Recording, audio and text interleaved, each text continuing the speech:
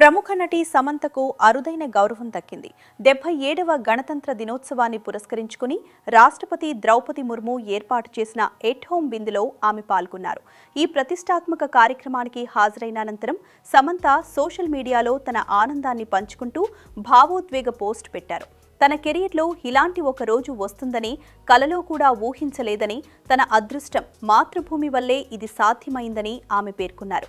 ఈ మేరకు ఇన్స్టాగ్రామ్లో ఆమె స్పందిస్తూ, నా ఎదుగుదలలో నన్ను ప్రోత్సహించేవారు లేరు.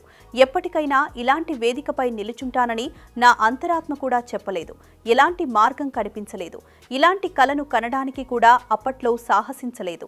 కానీ నా పని నేను చేసుకుంటూ ముందుకు వెళ్లాను. ఈ దేశం నా కృషికి తగిన గుర్తింపు ఇచ్చింది. దీనికి ఎప్పటికీ రుణపడి ఉంటాను అని రాసుకొచ్చారు. ఈ కార్యక్రమానికి సమంత లేత పచ్చరంగు చీరలో బంగారు అంచులతో ఎంతో సంప్రదాయబద్ధంగా హాజరయ్యారు.